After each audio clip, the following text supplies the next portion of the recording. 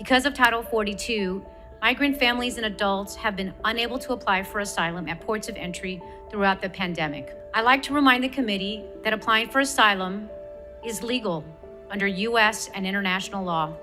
While Title 42 order was supposedly based on a public health rationale, the science was never sound.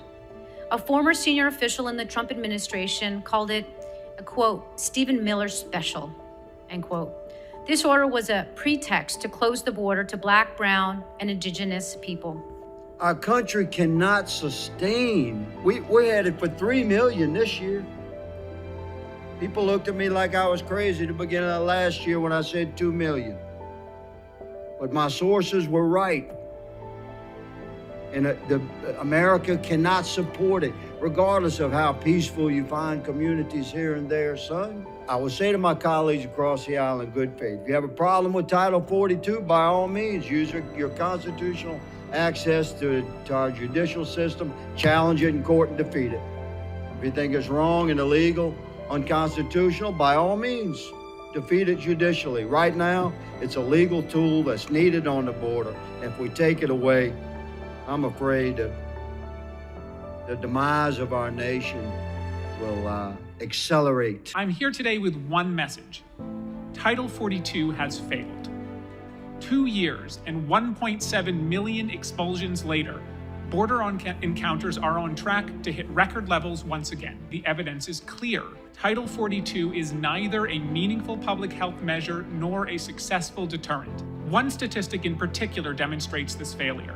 A staggering 94% of Mexican, Guatemalan, Salvadoran, and Honduran single adult migrants apprehended in the last 2 years have been expelled under Title 42. Title 42 itself caused a 4-fold increase in repeat border crossings. Title 42 almost entirely closed the ports of entry to asylum seekers. Facing desperation and insecurity in northern Mexico, even the most staunchly rule-bound asylum seekers may feel forced to cross the border repeatedly in the hopes of finding safety.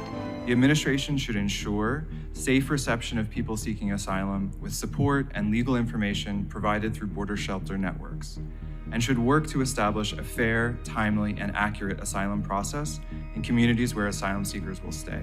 People fleeing for their lives will continue to arrive at the border to seek asylum, as they have for more than 2 years with Title 42 in place. Expelling asylum seekers under Title 42 has not done anything to protect us from COVID. Public health should never have been invoked to further a political decision to block people from seeking asylum. There is widespread scientific consensus that there is no public health justification for Title 42.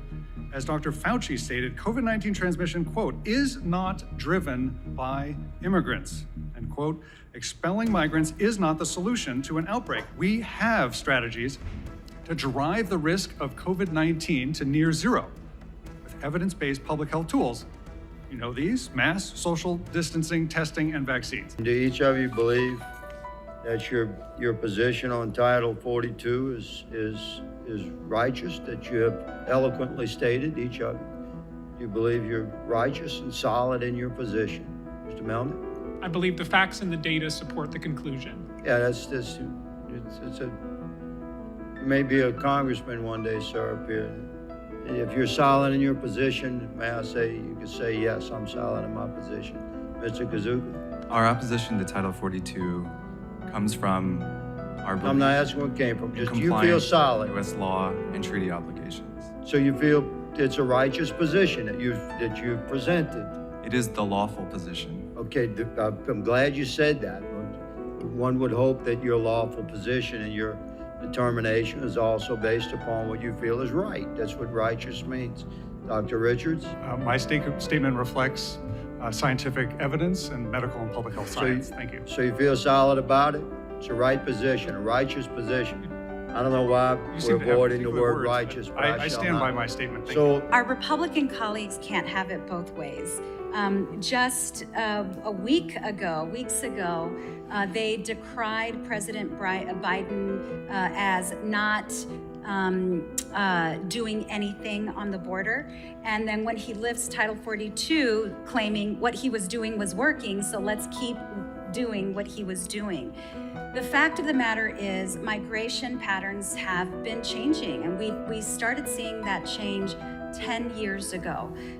Not during the Biden administration, not during the Trump administration, but before that. And Congress and administration after administration really has failed to act. The truth is, this is complicated. It's not easy. There's no one more who wants to see security and dignity than those of us who live on the US-Mexico border. We have had a test case during the entirety of the Trump administration and 1 year into the Biden administration. Do walls stop migration? Does Title 42 stop migration? We've tried that.